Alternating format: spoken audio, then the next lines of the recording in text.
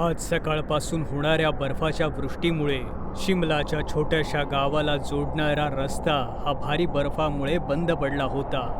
ना गावातून कुणी बाहेर जाऊ शकत होतं, ना गावामध्ये परत कुणी येऊ शकत होतं. रात्रीच्या जवळपास 10 वाजता एका मोठ्या हवेली वजा घराच्या दरवाजावर टक्कर झाली. दरवाजा एक 22-23 वर्षांचा तरुण उघडतो. हा बोला, कोणाला भेटायचंय तुम्हाला? हे बघा, मी इथे एक प्रॉपर्टी पाहायला आलो होतो. माझं हॉटेल सिमलाच्या सिटी एरियात आहे. आज सकाळपासून एवढा बर्फ पडतोय की माझं तिकडे पोहोचणं अवघड आहे. काय आजच्या रात्रीपुरतं आम्ही तुमच्या घरामध्ये आसरा घेऊ शकतो का? त्या दोघांना थंडीनं कुडकुडत असताना असं पाहून तो मुलगा त्यांना त्यांच्या घरात यायला परवानगी देतो. हो या. Thank you so much for your help. मला तर वाटलं होतं आता की मी आणि माझी पत्नी आता थंडीतच गारठून जाऊ.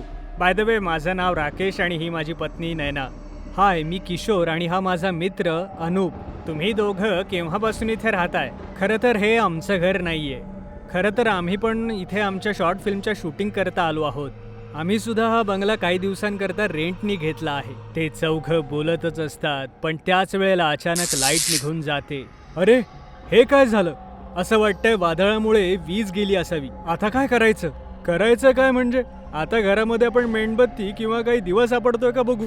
अनूपचं ते बोलणं ऐकून चौघही हातामध्ये मोबाईलचे फ्लॅशलाईट लावून मेणबत्ती किंवा दिवा शोधू लागतात. मेणबत्ती शोधता शोधता राकेश एका स्टोअरमध्ये जाऊन पोहोचतो, जिथे त्याला 4 मेणबत्त्या एका चौकोनाच्या आजूबाजूला ठेवलेल्या दिसतात.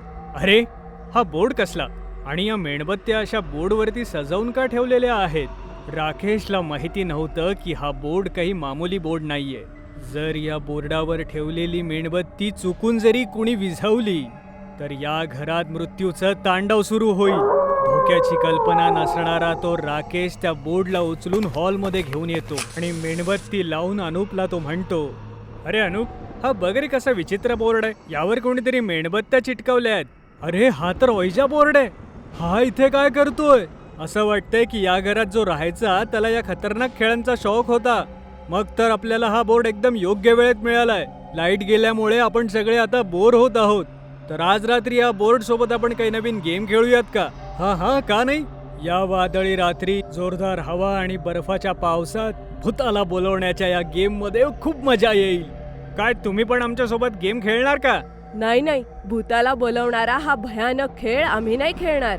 का नाही ना, आपण यांचे आज पाहुणे आहोत आणि जर आपण यांच्यासोबत खेळलो नाही तर त्यांना वाईट वाटेल. फक्त थोड्या वेळासाठीच हा गेम खेळूया. नैनाने खेळण्यासाठी खूपदा नकार दिला, पण राकेशच्या सारख्या म्हणण्यामुळे नैना त्यांच्यासोबत खेळण्यासाठी तयार होते आणि थोड्याच वेळात खेळ सुरू होतो. इथे जवळपास कुणी आत्मा आहे का? आम्ही तुम्हाला भेटू इच्छितो. इथे जवळपास कुणी आत्मा असेल तर इथे या. आम्हाला तुम्हाला भेटायचंय. या. ते चौघही बऱ्याचदा हे वाक्य पुन्हा पुन्हा म्हणतात, पण रूम मध्ये कुठल्याही प्रकारची हालचाल जाणवत नाही. अरे आता बस करा. हे आत्मा बित्मा काही नसतं. कोणी नाहीये इथे. हे सगळं बकवास आहे. नाही, एवढं म्हणताच तो ओइजा बोर्ड अचानक हवेमध्ये उधळला गेला आणि अचानक खाली आपटला. हे बघताच त्यांच्या चौघांच्या चेहऱ्याचा रंग उडून जातो. अचानक चमकणाऱ्या विजांची आणि हवेची साय असा आवाज अजूनच भीतीदायक असा वाटत होता. तेवढ्यात अचानक त्यांच्या खोलीची खिडकी धाडकन असा आवाज करून उघडली गेली आणि एक मोठी मांजर म्याव असा आवाज करत तिथे जोरात आदळली. तेव्हा ते चौघही जोरदार ओरडले आणि खोलीच्या शांततेला चिरत जोरात निघून गेली. आपल्यासोबत हे काय होतंय? मी स्वतः खिडकी बंद केली होती. मापोबी कशी काय उघडली? तेवढ्यात अनूपने मोबाईलच्या प्रकाशामध्ये खाली पडलेल्या त्या बोर्डला बघितलं. तेव्हा त्याचे डोळे आश्चर्याने उघडेच राहिले. बोर्डवरच्या मेणबत्त्या आपोआपच जळू लागल्या आणि जवळच जमिनीवरती रक्ताने लिहिलेला एक मेसेज होता. खेळ सुरू झाला. असं वाटतंय कुणीतरी आत्मा आपल्या जवळ आहे. मी विचारतो, कुणी इथे आत्मा आहे का? जर तुला आमच्याशी काही बोलायचं असेल तर सिग्नल दे. किशोरचं एवढं म्हणणं ऐकताच कुठली तरी अदृश्य शक्ती नैनाचे केस ओढू लागते. तिला खुर्ची सकट भिंतीवरती आदळते. नैनाच्या डोक्यातून रक्त वाहत होतं आणि ती जमिनीवर पडून कणत होती. कोण आहे इथे? मी विचारतोय, कोण आहे इथे? कोण आहेस तू? किशोरने एवढं विचारताच त्या खोलीमध्ये पुन्हा एकदा शांतता पसरली. पण काहीच वेळात खोलीच्या खिडक्या उघड बंद होऊ लागल्या. किशोरनं घाबरतच बोर्डकडे पाहिलं तर बोर्डवर आपोआपच लिहिलं जात होतं, मी एक वाईट आत्मा आहे. काय करावं मित्रांनो? आत्म्यासोबत गेम खेळावा? नाही, आम्ही हा गेम क्विट करतो. हा खतरनाक खेळ आम्ही नाही खेळला पाहिजे. त्या आत्म्याला सांग तू परत जा. आत्मा, वी आर रिअली सॉरी.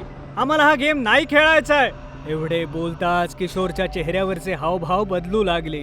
आपल्या खुर्चीवरच बसलेल्या जागी त्याचे हात आणि पाय कडकड असा आवाज सुरू करू लागतात आणि हळूहळू उलट्या दिशेला फिरले.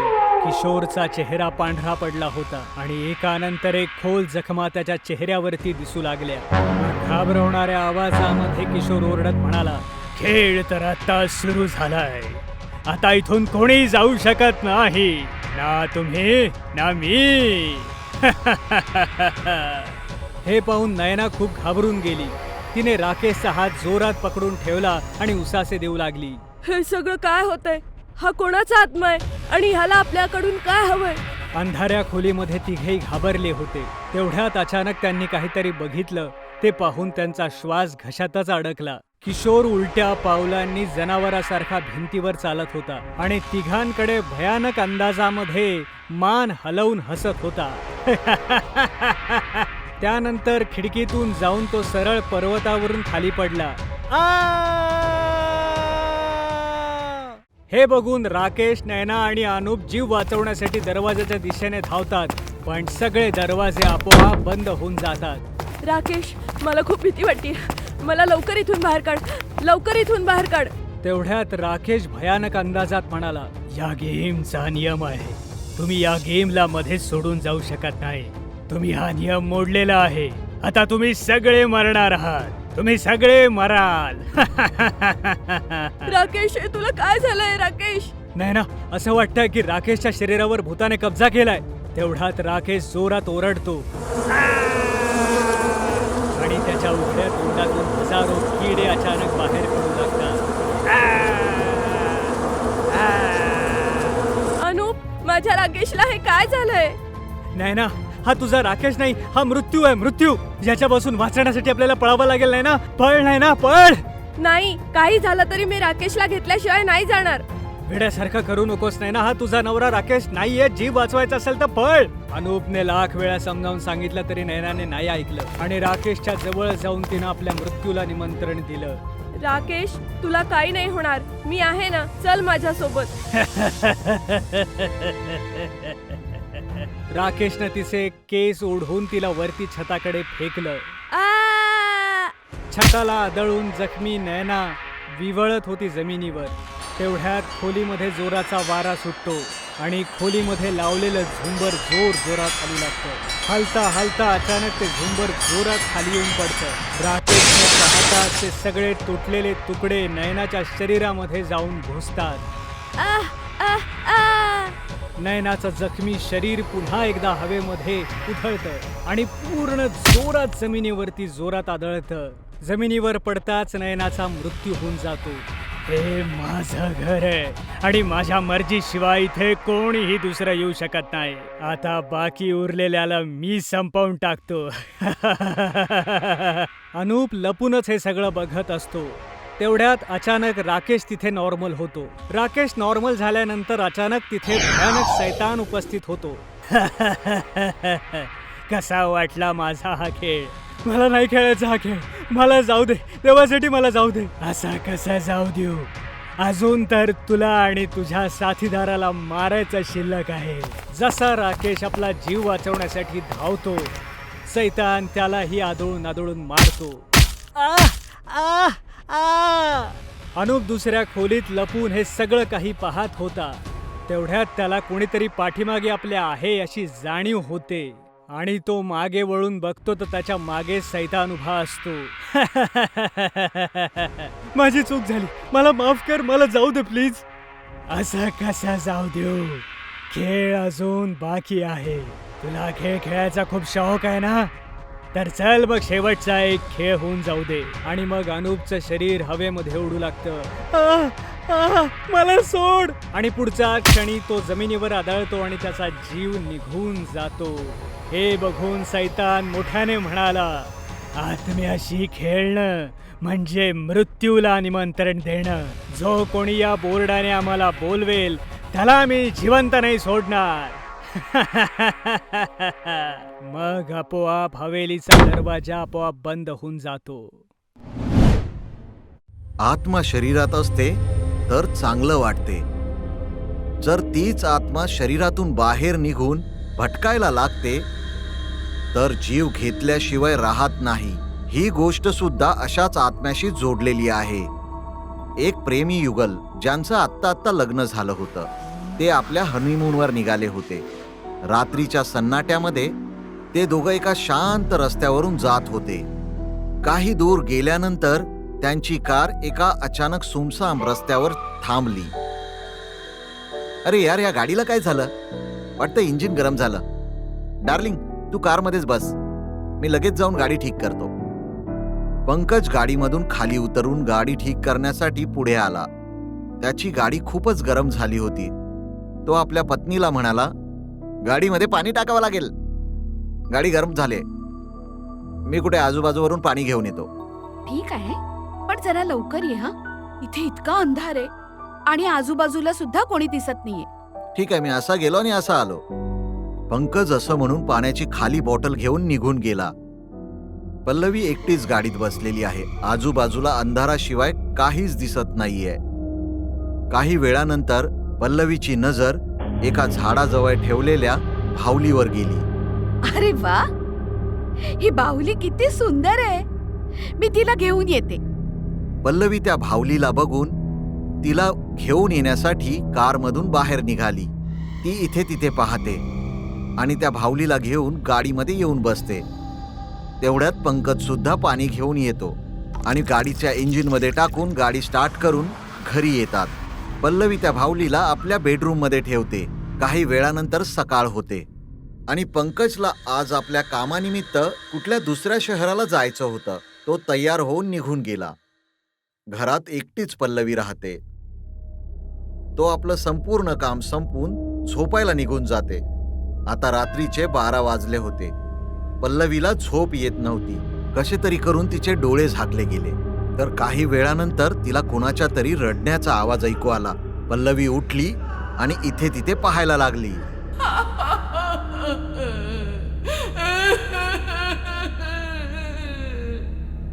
कोण आहे? कोण आहे? पल्लवी उठून बाहेर बघायला जाते, तरी सुद्धा तिला कुणीही दिसत नाही. तेवढ्यात पल्लवीची नजर तिच्या घराच्या छतावर जाते. तर ती पाहते की कुणीतरी सफेद साडीमध्ये तिथे बसलेला आहे. पल्लवी तिला बघून घाबरून जाते आणि धावत धावत आपल्या रूम मध्ये येते. आणि तेव्हा पल्लवी पाहते की ती बाहुली त्या रूम मध्ये नाहीये. पल्लवीला काहीच कळत नाही. तेव्हा अचानक रडण्याचा आवाज घरात जोर जोरात यायला लागतो. तेव्हा पल्लवीने पाहिलं की काहीतरी पायाचे निशाण तिच्या समोर चालत येत आहेत. असं वाटत होतं कुठली तरी बाई पायात पैंजण घालून तिच्या जवळ येत आहे. पल्लवी घाबरून गेली होती. ते पावलांचे ठसे तिच्या जवळ येत होते. तेवढ्यात पल्लवीने आपल्या समोर लागलेल्या आरशामध्ये पाहिलं तर तिला एक भयानक आत्मा केस मोकळे सोडून डोकं खाली करून तिच्या मागे बसलेली तिला दिसली. ते बघून पल्लवी जोरात ओरडली आणि ती घाबरली आणि थरथरायला लागली. तेवढ्यात ती चुडेल आरशातून बाहेर निघायला लागली. पल्लवीने जसं त्या चुडेलला पाहिलं तर त्या चुडेलचा चेहरा त्या बाहुली सारखा हुबेहूब मिळता जुळता होता. ती हैराण होती की शेवटी हे काय होतंय. ती चुडेल पल्लवीच्या जवळ येऊन म्हणाली, या घराला सोडून निघून जा. हे घर आता माझं आहे. तू मला तुझ्या घरात आणून साक्षात मृत्यूला आमंत्रण दिलंस. आता ह्या घरात कोणीही वाचणार नाही. अशी चेतावणी देऊन ती चुडेल आपलं डोकं वळवून उलट्या पावलांनी चालत चालत त्या आरशामध्ये जाऊन बसते आणि मोठे मोठे डोळे करून पल्लवीला म्हणते, आता मी याच आरशात राहून तुझ्या संपूर्ण कुटुंबावर नजर ठेवेन आणि तुझ्याशिवाय मला कोणीच पाहू शकणार नाही. आता मी तुला कधीच सोडणार नाही.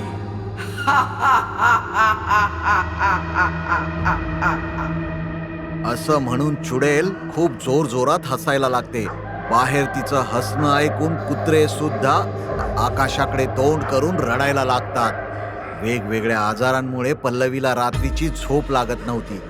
जसा पल्लवी झोपायचा प्रयत्न करायची तेव्हा तिला चुडेल आरशामध्ये मोठे डोळे करून बसलेली दिसायची. पल्लवी मेंटली डिस्टर्ब झाली होती. पल्लवीने दुसऱ्या दिवशी पंकजला फोन करून याबद्दल सगळं काही सांगितलं. पंकजला तसा तर विश्वासच नव्हता.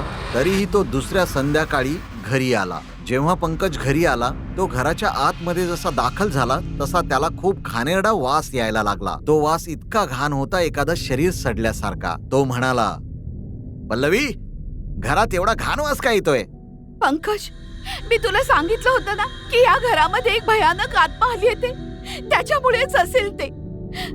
ती दर वेळेला माझ्यावर नजर रोखून असते. मी ज्या आरशात बघेन त्या आरशात ती मला दिसते. पल्लवी, असं कसं होऊ शकतं?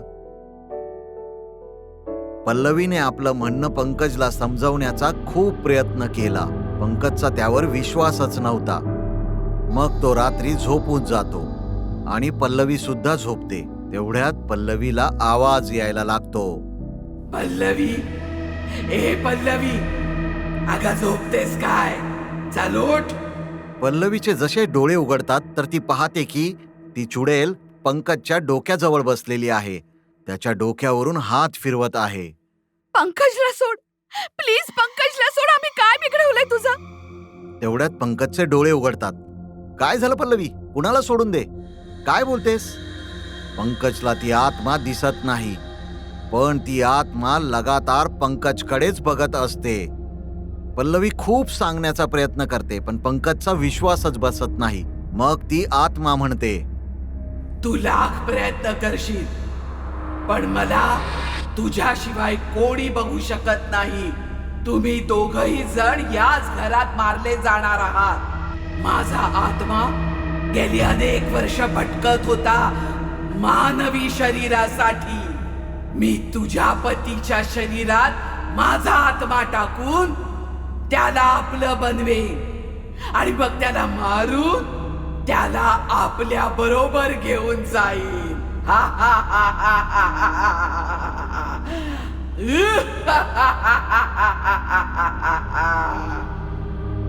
असं म्हणून चुडेल पुन्हा गायब होऊन जाते. पल्लवी रडत रडत पंकजला सांगते, मी खरंच आता वेडी होऊन जाईन. या घरात एक आत्मा राहतोय जो मला दिवस रात्र झोपून देत नाही. तो मला सतत दिसत असतो. पंकज, तू माझं म्हणणं ऐकत का नाहीयेस? ती आत्मा, दुष्ट आत्मा इथेच आहे. ती मला दिसते. माझं म्हणणं ऐक. पल्लवी, हे तुझे विचार आहेत. असं काही नसतं, समजलं? आता झोप, मला सुद्धा झोपू दे. असं म्हणून पंकज झोपून जातो. ती चुडेल आरशामधून पल्लवीकडे बघून हसायला लागते.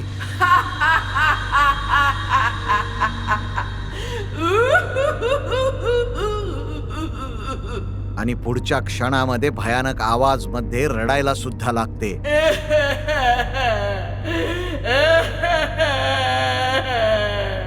ज्यामुळे पल्लवीला झोपच लागत नाही. सकाळी पंकज गेल्यानंतर पल्लवी एका तांत्रिकला फोन लावते.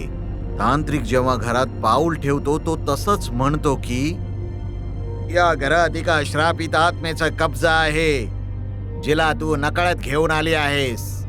ती आत्मा आता या घरावर तिचा कब्जा करून बसलेली आहे. पण पंकजला तर माझ्यावर विश्वासच नाहीये. मी त्यांना कसा विश्वास देऊ बाबा?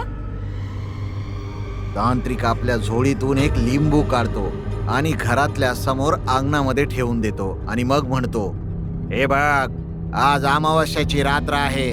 जेव्हा आकाशात खूप काळोख असेल आणि कुत्रे रडायला लागतील तर पंकजला इथे घेऊन ये आणि याच्यावर तुझ्या रक्ताचे काहीतरी थेंब टाक. त्याच्यानंतर लपून बस. मग पंकजला विश्वास होईल. असं म्हणून तांत्रिक तिथून निघून जातो. तांत्रिकने सांगितल्याप्रमाणे पल्लवी पंकजच्या येण्याची वाट बघत बसते. पंकज घरी आल्यानंतर ती त्याला त्या लिंबूबद्दल सांगते, पण पंकजचा विश्वासच बसत नाही. पण जेव्हा अर्धी रात्र उलटते तेव्हा अचानक कुत्र्यांच्या रडण्याचा आवाज येतो आणि घरात चारीही बाजूला त्या सडलेल्या प्रेताचा वास यायला लागतो. तेव्हा पल्लवी लगेच जाते आणि आपल्या बोटाला चाकूने कापून घेते आणि लिंबूवर रक्ताचे काही थेंब टाकते. तेव्हा अचानक घराची वीज निघून जाते आणि कुत्रे जोरजोरात रडायला लागतात. हळूहळू पल्लवी त्या लिंबूच्या जवळ जाते. तेव्हा एक भयानक चुडेल आरसा तोडून हातात तीच भावली घेऊन बाहेर येते. पाय उलटे, तोंड मागे आणि हात पुढे. ती हळूहळू चालत त्या लिंबू जवळ येते आणि आपली लांब जीभ करून ती ते रक्त चाटायला लागते. हे दृश्य बघून पंकजचे तर डोळेच विस्फारतात. ती चुडेल खूपच भयानक होती. तिचे मोठे मोठे डोळे होते. ती लिंबूच्या आजूबाजूला फिरायला लागली आणि आकाशाकडे तोंड करून जोर जोरात रडायला लागली. आवाज एवढा भयंकर होता की असं वाटलं की कानाचे पडदेच फाटतील. ती पुन्हा त्या आरशामध्ये जाऊन बसली. आता पंकजला सुद्धा जाणीव झाली होती की पल्लवी आता खोटं बोलत नाहीये. त्याने पल्लवीला मिठीत घेतलं आणि सकाळ होताच तो तांत्रिककडे गेला आणि त्या चुडेलबद्दल तांत्रिकला विचारलं. तांत्रिक म्हणाला, ही चुडेल एक श्रापित आत्मा आहे, जिला आजपासून 20 दिवसापूर्वी तुम्ही स्वतः तिला घरी घेऊन आला होतात. आम्ही कधी आणलं होतं बाबा? बाबांनी त्यांच्या तांत्रिक विद्येने बघून सांगितलं, जेव्हा तुझी गाडी त्या सुमसान रस्त्यावर खराब झाली होती त्याच वेळी ही आत्मा एका भावलीमध्ये कैद होती, ज्याला तुझ्या बायकोने तिला पेडवरून काढून घेतलं. खरं तर ती भावली मंत्राद्वारे त्या झाडाला बांधलेली होती, ज्याला पल्लवीने उचललं आणि आपल्या सोबत घेऊन आली. त्यामुळे ती पल्लवीलाच दिसते. पण महाराज, हे माझ्याकडून नकळत घडलं. आम्हाला त्या आत्म्यापासून वाचवा. चुडेल पासून वाचण्याचा एक रास्ता हा सुद्धा आहे. जर कशा प्रकारे त्या भावलीला घराच्या बाहेर आणून तिला जाळून टाकलं तर त्या चुडेल पासून तुमची मुक्तता मिळेल. पण जर ती आत्मा खूप शातीर आहे, ती त्या भावलीला आपल्यापासून वेगळं नाही करणार, कारण तिला माहिती आहे या भावलीपासून वेगळं होणं तिचा मृत्यू आहे. पंकज आणि पल्लवी त्या बाहुलीला वेगळं करण्यासाठी योजना बनवायला लागतात. इथे तांत्रिक त्याच्या गुहेत बसला होता तेव्हा त्याला तहान लागली. जेव्हा तो पाणी घ्यायला विहिरीजवळ गेला तर त्याने पाहिलं की एक बाई केस उघडे ठेवून विहिरीवर बसली आहे. तिला तांत्रिक म्हणाला, बरं तर तू इथपर्यंत आलीस? हो, तुझा मृत्यू बनवून आलीये. तू यांना त्या बाहुलीबद्दल का सांगितलंस? तू त्या गरीब लोकांना सोडून दे, त्यांचा काय दोष आहे? त्या दोघांना मी नंतर बघून घेईन. पहिले तुला चांगला धडा शिकवते. जेव्हा तांत्रिक आपली मंत्रविद्या बोलायचा प्रयत्न करतो त्या क्षणी ती चुडेल त्याच्या पोटामध्ये आपली नखं घुसवून टाकते आणि त्याची सगळ्या आतड्या बाहेर खेचते. तांत्रिकचा मृत्यू होऊन जाते. ती त्याची बॉडी घेऊन पल्लवीच्या फ्रीजमध्ये ठेवते. जशी पल्लवी पाणी पिण्यासाठी फ्रीज उघडते तशीच ती ओरडते. पल्लवी आणि पंकज घाबरायला लागतात. आता त्यांचा शेवटचा मार्ग सुद्धा बंद झाला होता. चुडेल पुन्हा आरशामधून बाहेर येते आणि म्हणते की हा तांत्रिक हकनाक मारला गेलाय केवळ तुमच्या दोघांमुळे. तुमची मदत करायला जो कोणी येईल त्याला आपल्या मृत्यूला सामोरं जावं लागेल. पण तू आमच्या मागे का लागली आहेस? कोण आहेस शेवटी तू? तेव्हा त्या चुडेलने सांगितलं, मी एक रागीट मुलगी होते. लहानपणापासूनच मला रक्त मारामारी आवडायचं. लहानपणीच मी माझ्या आईला यासाठी मारलं की मला खरं रक्त बघायचं होतं. आणि माझ्या या मानसिक आजारामुळे ज्याला काही इलाज नव्हता तेव्हा माझ्या वडिलांनी मला गोळी घालून ठार मारलं, म्हणजे माझा इतर कोणाला त्रास होणार नाही. जेव्हा माझ्या आत्म्याला शांती नाही मिळाली तेव्हा मी माझ्या वडिलांचा सुद्धा खून केला. तेव्हापासून मी एक शापित आत्मा बनून भटकत आहे. एका तांत्रिकाने मला या बाहुलीमध्ये जखडून टाकलेलं, पण मला या पल्लवीने मुक्त केलं. आता माझ्यापासून कोणी वाचू नाही शकत.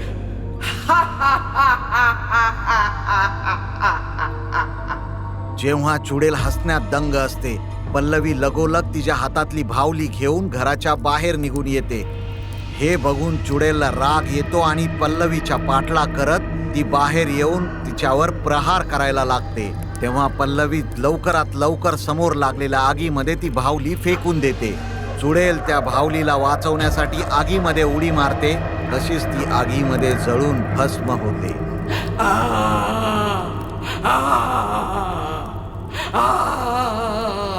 शेवटी पल्लवीने स्वतःचा जीव धोक्यात घालून त्या शापित आत्मेपासून स्वतःचा पिछा सोडवला. अर्ध्या रात्रीची वेळ होती. प्रभुनाथ आपल्या घोड्यावर स्वार होऊन निर्जन कब्रस्तानाकडे जात होते. थोड्या वेळानंतर प्रभुनाथ कब्रस्तानात साधना करत असलेल्या एका सिद्ध मांत्रिकासमोर हात जोडून बसले होते. प्रभुनाथचं म्हणणं ऐकून मांत्रिक त्यांना या विधीचे दुष्परिणाम समजावू लागतो. काळजीपूर्वक विचार करा महाराज. एकदा का मी हा मंत्र सोडला तर इच्छा असूनही ह्याला परत नाही घेता येणार. काळजीपूर्वकच विचार केलाय. आता भले काहीही होऊ दे, हे सिंहासन मी घेणार म्हणजे घेणार. इतिहास पुरावा आहे की घर असो की मोठ्यात मोठे साम्राज्य, बर्बादी घरातूनच सुरू होते. अशीच कथा आहे रिसालगडची. रिसालगडवर महाराज अग्रसेन राज्य करायचे. महाराज अग्रसेन यांना 2 पुत्र होते. राज्यशास्त्रानुसार महाराज अग्रसेन यांच्या मोठ्या पुत्राला हे राज्य दिलं गेलं आणि छोट्या प्रभुनाथला महामंत्रीची जबाबदारी दिली गेली. राजधर्म हाच आहे की मोठ्या पुत्रालाच सिंहासन मिळालं पाहिजे. पण हा नियम धाकटा पुत्र प्रभुनाथ याला मंजूर नव्हता. तो प्रत्येक परीने स्वतःला सोमनाथ पेक्षा श्रेष्ठ मानायचा. पित्यासमोर भावाच्या विरुद्ध गेला असता तर तो देशद्रोही ठरला असता. म्हणून त्याने सिंहासनापर्यंत पोहोचण्यासाठी दुसरा मार्ग अवलंबला. प्रभुनाथने मांत्रिकाच्या मदतीने एक कापडाची बाहुली बनवली आणि तंत्रमंत्राच्या मदतीने त्याला अभिमंत्रित करून लपून छपून मोठा भाऊ सोमनाथच्या खोलीत लपवली. सगळ्यांच्या नजरा वाचवून तो दररोज त्या बाहुलीच्या शरीरात एक टाचणी टोचायचा. जाणाऱ्या प्रत्येक दिवसानुसार बाहुलीमध्ये वाढणाऱ्या टाचण्यांप्रमाणेच सोमनाथचे प्राणही सुकत चालले होते. सोमनाथ एक वेळेस अंथरुणावर पडला, तो पुन्हा उठूच शकला नाही. या करणीमुळे काही दिवसांमध्येच रक्ताच्या उलट्या करून सोमनाथचा मृत्यू झाला. मोठ्या भावाच्या मृत्यूनंतर प्रभूला पूर्ण विश्वास होता की त्याचे वडील त्यालाच सिंहासन सोपवतील. परंतु या उलट त्याच्या वडिलांनी सोमनाथच्या 17 वर्षांच्या मुलाला वीरसिंगला राज्याचा नवीन उत्तराधिकारी बनवलं. आता तर प्रभुनाथच्या रागाला सीमाच उरली नाही. पुन्हा एकदा अमावस्येच्या काळ्या अपशकुनी रात्री तो गुप्त मार्गाने कब्रस्तानात पोहोचला. सिंहासनाला आहुती लागते तारानाथ, आणि आता पुढच्या आहुतीची वेळ आलेली आहे. तुमचं म्हणणं बरोबर आहे महाराज, पण वीरसिंग 17 वर्षाचा लहान मुलगा आहे. माझ्या तंत्रशास्त्रानुसार मी लहान मुलावर ही विद्या प्रयोग करू शकत नाही. लक्षात ठेव तारानाथ, तूच महाराज सोमनाथना मारलेस. या अपराधाची शिक्षा माहिती आहे ना? माझ्याशी वाद घालण्याची हिम्मत करू नकोस. चामडी सोलून चौकामध्ये लटकवलं जाईल तुला. म्हणून जेवढं सांगितलं जातं तेवढंच कर. प्रभुनाथचं बोलणं ऐकून मांत्रिक खूप घाबरतो आणि प्रभुनाथच्या सांगण्यानुसार वीरसिंगवर तंत्राचा प्रयोग करतो. या वेळचं तंत्र एवढं बलशाली होतं की वीरसिंग 7 दिवसांच्या आतच देवाघरी पोहोचला. आता राज्याकडे प्रभुनाथ शिवाय दुसरा कोणताच उत्तराधिकारी उरला नव्हता. वीरसिंगच्या मृत्यूच्या 10 दिवसांनंतर प्रभुनाथचा राज्याभिषेक झाला. प्रभुनाथचं स्वप्न आता पूर्ण झालं होतं. पण ज्या सिंहासनासाठी त्याने आपल्या भावाला आणि मुलासारख्या पुतण्याला संपवलं होतं त्यावर तो जास्त दिवस बसू शकला नाही. राजमहालात झालेल्या 2 तरुण लोकांच्या मृत्यूनंतर राजमहालात अपशकुनी वातावरण पसरलं होतं. सगळीकडे आजार, दुःख आणि मृत्यूच दिसत होता. इथवर की राजमहालात सुद्धा एकही असं झाड उरलं नव्हतं जे हिरवंगार होतं. रातोरात राजमहाल जणू कब्रस्तानासारखाच अपशकुनी वाटू लागला. एक एक करून प्रभुनाथच्या 2 मुलांचा रहस्यात्मक पद्धतीने मृत्यू झाला. हे बघ रुक्मिणी, मी माझी 2 मुलं हरवली आहेत. आता मला तुला आणि माझ्या लहान मुलाला नाही हरवायचंय. तू आजच धाकट्या राजकुमाराला घेऊन आपल्या माहेरी निघून जा. या राजमहालात काही ना काही गडबड नक्कीच आहे. मला वाटतं माझ्या कर्मांचा हिशोब देव ह्याच जन्मात करणार आहे. तुम्ही माझ्याबरोबर का नाही चालत आहात? सोडा हे सत्तेचा लालच. आपण हे सगळं सोडून कुठेतरी लांब जाऊयात. मेहनत मजदुरी करून आपण आपलं आयुष्य घालवूयात. तुम्ही चला इथून. मी हा राजमहाल सोडून कुठेच जाऊ शकत नाही रुक्मिणी. तू जा. मी काहीतरी उपाय करतो जेणेकरून हे सगळं थांबावं. प्रभुनाथच्या सांगण्यावरून रुक्मिणी आपल्या लहान मुलाला बद्रीनाथला घेऊन आपल्या माहेरी निघून आली होती. इकडे प्रभुनाथ पुन्हा एकदा मदत मागण्यासाठी मांत्रिकाकडे पोहोचतो आणि त्याला सर्व हकीकत सांगतो. मांत्रिक एका भांड्यात पाणी भरून त्यात कुंकू घालून काही मंत्र बोलतो. अचानकच तांत्रिक आपले डोळे उघडतो आणि पाण्याकडे बघायला लागतो. पाण्यामध्ये त्याला सोमनाथचा मुलगा वीरसिंगचा चेहरा दिसायला लागतो. मी तुम्हाला सूचित केलं होतं, त्या बालकावर तंत्रप्रयोग करू नका. तो कुठेच गेलेला नाही, अजूनही तुमच्या राजमहालातच आहे. एका रागावलेल्या प्रेताची शक्ती तुम्हाला माहिती नाहीये. तो तुमच्या राजमहालाला मुर्दा घर बनवून टाकेल. माझं एक शेवटचं काम कर. काहीही करून वीरसिंगच्या आत्म्यापासून राजमहालाला मुक्ती दे. मी तुला हवं तितकं धन देईन. आता मला तुमच्या धनाचा मोह नाही राहिला महाराज, पण त्याचा जीव घेऊन मी जे पाप केलंय त्याच्या प्रायश्चित्तासाठी मी एकदा जरूर प्रयत्न करेन. दुसऱ्या दिवशी अर्ध्या रात्री जेव्हा संपूर्ण राज्य झोपेत होतं, मांत्रिक आपल्या संपूर्ण तयारीनिशी राजमहालात दाखल होतो. राजमहालात मधोमध तो अग्नी जाळून जमिनीवर आपल्या तंत्रमंत्राचं सामान ठेवतो आणि जोरजोरात मंत्र फुकू लागतो.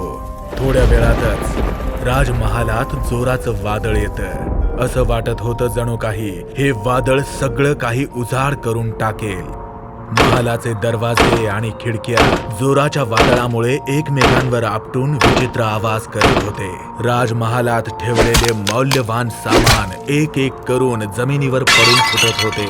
तांत्रिकाने जमिनीवर कुंकूने बनवलेली भौमितिक आकृतीही जोराच्या वादळाने उडून गेली.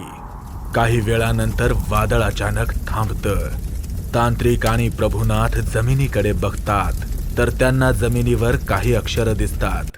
रक्ताच्या बदल्यात रक्त. माझ्या अंदाजापेक्षाही जास्त शक्तिशाली आहे हा आत्मा.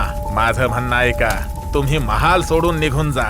रागावलेल्या आत्म्याला शांत करणं खूप जोखमीचं काम असतं. मांत्रिक एवढं बोलताच मांत्रिकाचे डोळे लाल होऊ लागतात आणि जीभ बाहेर येते. तांत्रिकाचे हात आणि पाय सुद्धा उलट दिशेला वळतात. असं वाटत होतं की कोणीतरी मांत्रिकाच्या तोंडात हात घालून त्याची जीभ बाहेर ओढलीये. घाबरल्यामुळे आणि दुखल्यामुळे त्याचे डोळे बाहेर आले होते. यावेळेस मांत्रिक एवढा भयंकर दिसत होता की त्याच्याकडे बघणंही शक्य नव्हतं. मांत्रिकाचा भयानक मृत्यू बघून प्रभुनाथ तिथून पळून जाण्याचा प्रयत्न करू लागतो. परंतु तेवढ्यात मुख्य दरवाजा बंद होतो आणि एक हात येऊन त्याच्या पायाला धरून त्याला खेचत त्याच यज्ञापर्यंत घेऊन जातो. मला माफ कर, मला मरायचं नाहीये. मला सोड. जर मी मेलो तर हे राज्य अगदी अनाथ होईल. राज्याच्या भल्यासाठी मला सोड. प्रभुनाथ एवढं बोलताच संपूर्ण राजमहालात एक भयानक हसू ऐकायला येतं. या राज्याच्या लोभामध्ये तू माझ्या संपूर्ण कुटुंबाला मृत्यूच्या दाढेत ओढलास. कित्येक निष्पापांना मारलंस. तुझ्या सोबत असं काहीतरी करेन मी की कोणीही तुझं नाव सुद्धा लक्षात ठेवणार नाही. यानंतर वीरसिंग आपल्या भयानक अवतारात प्रभुनाथ समोर येतो आणि त्याचे केस पकडून यज्ञात जळणाऱ्या आगी समोर तो त्याचं तोंड आणतो. प्रभुनाथच्या किंकाळ्यांनी संपूर्ण राजमहल दुमदुमतो, पण वीरसिंग त्याच्यावर दया दाखवत नाही. शेवटी प्रभुनाथचा श्वास थांबतो आणि त्याच्या किंकाळ्याही थांबतात. दुसऱ्या दिवशी सकाळी रुक्मिणीला बातमी मिळते की महाराज प्रभुनाथ आपल्या खोलीत जळलेल्या अवस्थेत सापडले. त्यांच्या शरीरावर जागोजागी निळे डाग होते. ही बातमी ऐकून रुक्मिणीचं मन नाराज झालं. त्या दिवसानंतर रुक्मिणीने बद्रीला घेऊन त्या राजमहालात जाण्याची कधीच हिंमत नाही केली. असं म्हणतात की त्या राजमहालात जो कोणी त्या सिंहासनावर बसला त्याचा मृत्यू असाच रहस्यमयी पद्धतीने झाला की कधीच त्याचं कारण कळलं नाही. मांत्रिकाचं म्हणणं अगदी सत्य होतं. राजमहाल एक मुर्दा घर झाला होता. काही दिवसांनंतर प्रजातंत्र लागू झालं आणि राजमहल एक जुनी हवेली बनून राहिलं आणि सत्ता सरकारकडे हस्तांतरित झाली. आजही वीरसिंगचा आत्मा त्या राजमहालामध्ये प्रभुनाथची बायको आणि त्याच्या मुलाची वाट बघतोय. जोपर्यंत तो प्रभुनाथच्या वंशातील शेवटच्या माणसाला सुद्धा संपवून टाकत नाही तो असाच त्या महालात राहील. ज्वाला सिंगने आपली आजी रुक्मिणीच्या डायरीचे शेवटचे पान वाचून त्याला बंद करून एका बाजूला ठेवून दिलं. या डायरीत लिहिलेलं सगळं काही खरं आहे का? हे खरं आहे का की आजोबांनी त्यांच्या मोठ्या भावाला मारून तिथलं सिंहासन बळकावलं होतं? त्याच्या मनात त्याचा आजोबा प्रभुनाथ बद्दल तिरस्कार होता. आई, मला सदैव या गोष्टीची खंत वाटत राहील की मी एका खुन्याचा नातू आहे. आजोबांनी असं का केलं होतं? अखेरीस काय मिळालं त्यांना हे सगळं करून? लालचीपणाचे परिणाम वाईटच होतात बाळा. वचन दे, ह्यानंतर तू आपल्या शाही महिलात जायचा हट्ट कधीच नाही करणार. ज्वाला सिंग आपल्या आईला वचन देतो की तो कधीच त्या महालात जाणार नाही, कारण त्याला त्या खुनाच्या खेळाचा हिस्सा बनायचं नव्हतं. तुम्हाला जर आमचा हा व्हिडिओ आवडला असेल तर प्लीज आमच्या चॅनलला सबस्क्राईब करा आणि हो, व्हिडिओला लाईक आणि शेअर करायलाही विसरू नका. धन्यवाद.